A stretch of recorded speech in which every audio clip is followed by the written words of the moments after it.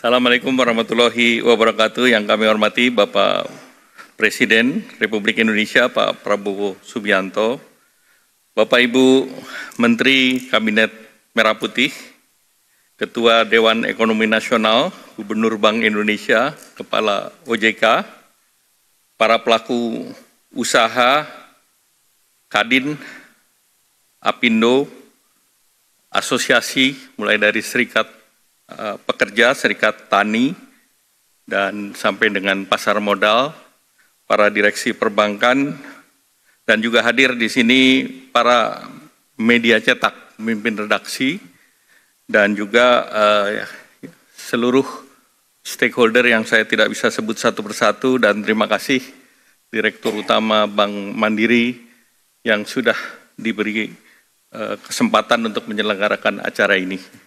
Dan acara ini Pak Presiden perintahnya H-1 Lebaran dan dilaksanakan H1 waktu kerja, Pak.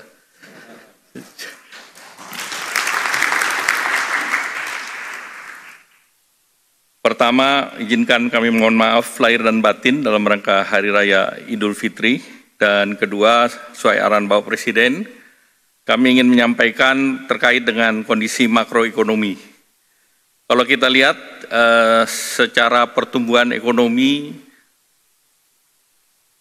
C2C atau quarter to quarter, pertumbuhan tetap 5,03%, relatif tinggi, dan secara spasial Papua Barat, Maluku, itu juga tumbuhnya di atas nasional.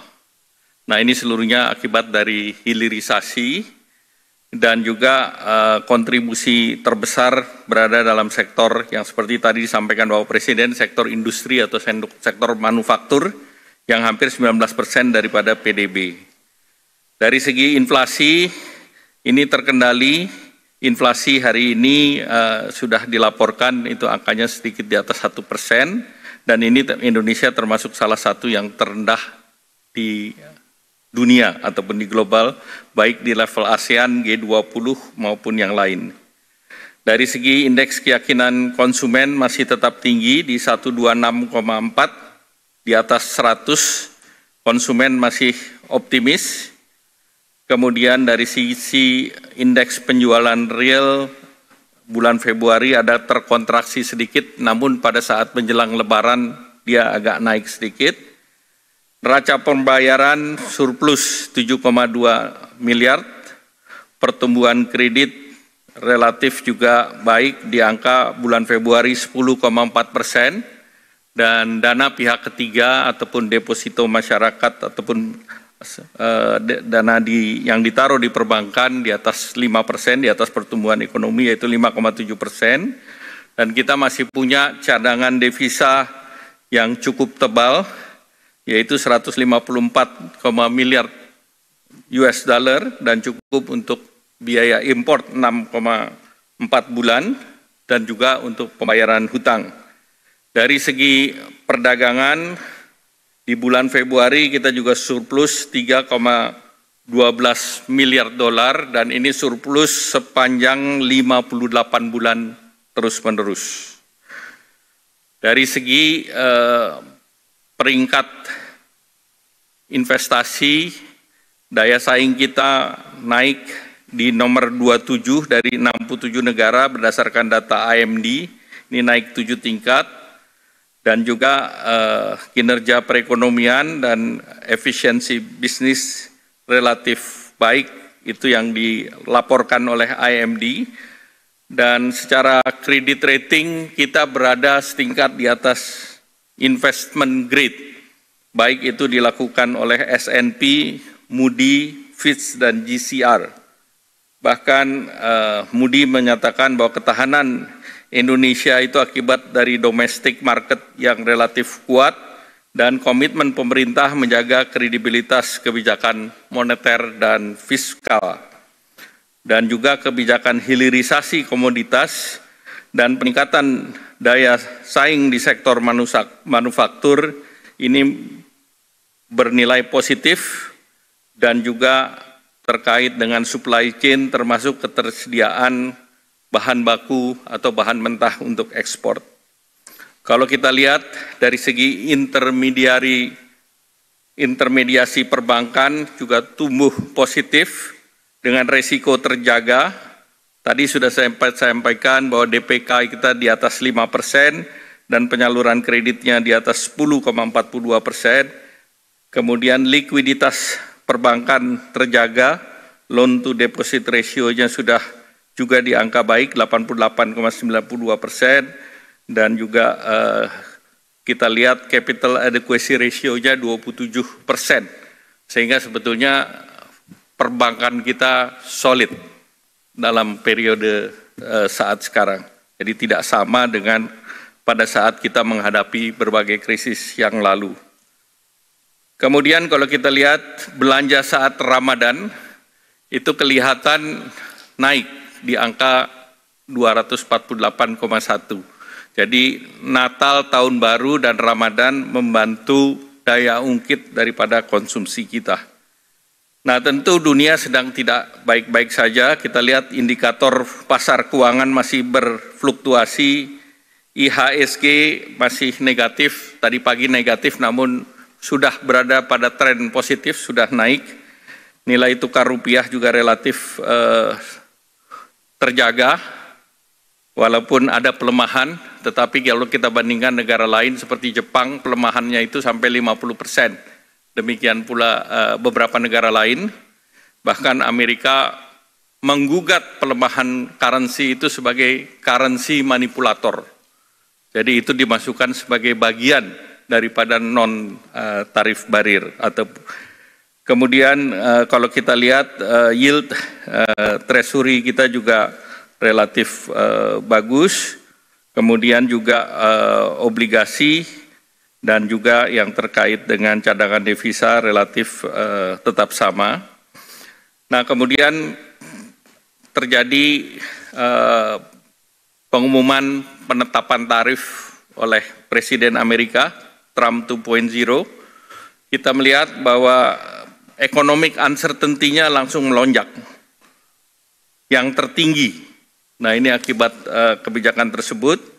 Probability resesi juga meningkat, namun Indonesia masih relatif rendah di 5%. Kemudian trade policy uncertainty-nya juga tinggi, sehingga kita masuk dalam kebijakan yang uncertain, terjadi gejolak pasar uang seluruh dunia, pelemahan mata uang di emerging market, kemudian juga retaliasi tarif oleh China, kemudian rantai pasok global juga terganggu, dan tentunya ini banyak korporasi yang menahan atau terjadi penurunan konsumsi, bahkan wait and see untuk melakukan investasi ataupun ekspansi. Kalau kita lihat berbagai komoditas strategis itu mengalami penurunan, baik itu crude oil maupun palm oil, dan rata-rata pertumbuhan dunia juga relatif turun di angka 2,7, baik Amerika, Eropa, China, Brasil, India, pertumbuhannya seluruhnya relatif rendah, hanya India yang diproyeksi menjadi 6%, namun dengan adanya trade policy Trump ini diperkirakan ada koreksi sekitar 0,5%. Nah, kalau kita lihat ASEAN, ini ASEAN itu sebetulnya negara klaster nomor 2 tertinggi memberikan defisit ke Amerika. Kalau kita dijadikan satu, ini hanya sedikit di bawah China. Nah, tentu dikontribusikan oleh Vietnam yang 129,4, kemudian juga Thailand 48 billion, Malaysia 26 dan Indonesia 19,3. Nah, 4 negara ASEAN ini masuk dalam 15 negara yang mengakibatkan defisit di Amerika. Oleh karena itu, kemarin Bapak Presiden ke Kuala Lumpur juga untuk menyatukan langkah ASEAN, karena ini adalah langkah yang strategis yang diambil oleh ASEAN, dan tarif negara ASEAN rata-rata tinggi. Tarif yang tinggi ini adalah tarif yang merupakan kompetitor Indonesia, yaitu Vietnam, Thailand. Malaysia lebih rendah, Kamboja lebih tinggi, kemudian Singapura yang terendah sebesar 10%. Nah, akibat daripada Trump 2.0 ini beberapa komoditas turun. Jadi kalau kita lihat crude oil turun hampir 30%, Brent juga turun 28%, sehingga angkanya di angka 60-an, batu bara turun ke 24% ke angka 97%, satu-satunya yang naik ini adalah emas. Jadi Pak Presiden melaunching bullion tepat waktu, karena ini menjadi komoditas yang recession proof. Safe haven itu ada dua, dolar dan emas, dan kita punya emas. Jadi kita punya daya tahan yang kuat. Kemudian kedelai turun, gandum turun, CPO turun, dan harga beras turun. Jadi seluruh komoditas turun, artinya demand ini akan menahan, dan berdasarkan ini kita harus hati-hati terhadap kemungkinan resesi dunia. Nah, kemudian respons global itu China retaliasi. Barang import dari Amerika dinaikkan 34%, Vietnam minta tarifnya turun dan ditunda, terutama untuk Nike, dan Amerika belum menerima usulan Vietnam ini. Kemudian India juga tidak melakukan retaliasi, walaupun Perdana Menteri Modi sudah ke Amerika, namun tetap dikenakan sanksi. Kemudian Malaysia, dia akan mengikuti dengan negara ASEAN dan Indonesia, tidak melakukan retaliasi dan pendekatan diplomatik, termasuk membuka pasar CPTPP dan RCEP. RCEP itu di ASEAN, dan Indonesia juga mendorong intra-ASEAN trade untuk ditingkatkan. Thailand juga akan terus negosiasi dan akan mendorong sebagai sweetener adalah data center dan industri AI yang akan mengundang investasi Amerika ke Thailand. Kemudian Filipina relatif lebih rendah, 17%. Uni Eropa melakukan retaliasi dan membuka negosiasi, berhasil mengajukan ke WTO untuk menggugat kebijakan tarif Amerika. Nah, oleh karena itu arahan Bapak Presiden untuk merespons ini dalam beberapa kali pembicaraan dan bahkan dalam rapat, ini Indonesia memilih jalur negosiasi karena Amerika merupakan mitra strategis, kemudian juga revitalisasi perjanjian perdagangan dan investasi, di mana TIFA ini terakhir tahun 96.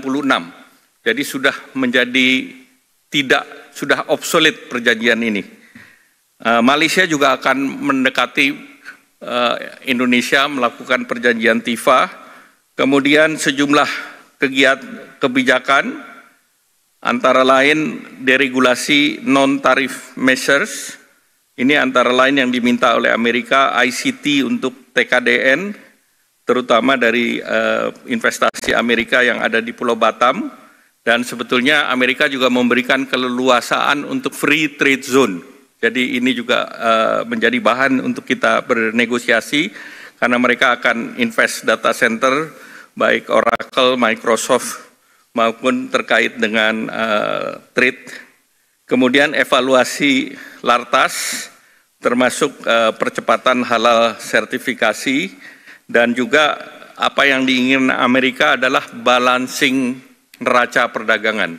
Jadi Vietnam yang minta untuk menolkan tidak direspons karena mereka tidak melakukan komitmen untuk membalans neraca. Tetapi arahan Pak Presiden, Pak Prabowo, bahwa kita akan meningkatkan produk dari Amerika, terutama juga produk agriculture yang kita tidak punya seperti soybean dan wheat dari negara penghasil agriculture yang kebetulan daerah ini adalah daerah konstituennya Republikan. Nah, kemudian juga pembelian daripada engineering product, dan juga dengan pembicaraan dengan Menteri ESDM, juga kita arahan Bapak Presiden, kita juga disiapkan untuk membeli LPG dan LNG peningkatan dari Amerika, tetapi ini tidak menambah, tetapi realokasi pembelian, switch, jadi tidak mengganggu APBN. Kemudian yang berikutnya juga memberikan insentif fiskal dan non-fiskal agar import dari Amerika bisa masuk dan daya saing ekspor kita meningkat. Nah, Indonesia dari kedutaan sudah bicara dengan USTR, Pak Presiden, kami laporkan surat Indonesia sudah dikirim dan sudah diterima oleh Amerika melalui Duta Besar Indonesia. Dan hari ini juga Duta Besar Amerika meminta waktu untuk pembicaraan lanjutan. Jadi mereka sudah terima surat yang diajukan, baik itu ke USTR maupun ke Sekretaris Commerce. Kemudian juga terkait dengan pemerintah juga sudah melakukan sosialisasi dengan asosiasi termasuk Kadin, Apindo, AmCham, USABC, dan 100 asosiasi lain. Mereka mengapresiasi karena mereka adalah perusahaan Amerika yang di Indonesia dan mereka berkepentingan juga untuk ekspor ke Amerika. Jadi mereka bersama kita. Nah, ini kita sudah rapatkan dan kita sedang siapkan teknisnya. Selanjutnya, karena yang paling terkena adalah tekstil, kita punya pengecualian. Jadi emas dan tembaga dikecualikan, Pak. Tidak masuk, termasuk juga furniture tidak dikenakan bea masuk setinggi itu, Pak. Mereka mengapa dikecualikan? Karena timber mereka sedang perang dengan Kanada, sehingga mereka mencari alternatif lain untuk copper dan gold, karena mereka punya investasi di Indonesia, Pak. Sehingga tentu peluang kita untuk melakukan hilirisasi dari produk itu untuk masuk ke Amerika. Khusus untuk pakaian alas kaki, bagi Amerika ini bukan termasuk yang strategis, jadi ini bisa dinegosiasikan. Kemarin Nike dan beberapa perusahaan minta untuk Zoom langsung, Pak, dengan kami. Jadi ini kita akan respons. Dan kalau kita lihat dari negara pesaing kita, China, Vietnam, Kamboja, Bangladesh, tarifnya lebih tinggi dari kita. Jadi ini malah ada kesempatan kita untuk mereplace mereka. Demikian pula untuk di sepatu, kita lebih rendah tarifnya daripada RRT dan Vietnam. Nah, tentu dengan offer ini mudah-mudahan kita bisa lebih rendah, sehingga ini adalah peluang yang untuk kita kerjakan, dan kita harus cepat meningkatkan kapasitas dan efisiensi. Nah, produk kita rata-rata harga jual sepatu itu 15–20 dolar, sehingga bea masuknya itu 6 dolar, padahal harga beli di sana 70–80 dolar, Pak. Jadi dampaknya tidak sebesar 30%. Nah, baju pun demikian, Pak. Kita 20–25 dolar, bahkan itu Gap maupun yang lain. Nah, dijualnya di sana 80–100 dolar juga. Jadi dampaknya mungkin tidak seberat yang kita pikirkan. Dan berikutnya, ekspor kita ke Amerika itu hanya 2,2% dari kita punya PDB, Pak. Slide berikut. Berbeda dengan Vietnam. 33% PDB mereka tergantung daripada ekspor. Sehingga dengan demikian kita bisa menahan akibat terhadap perekonomian kita. Jadi Amerika bukan satu-satunya market yang membuat kita susah. Kita bisa antisipasi ini, Pak Presiden.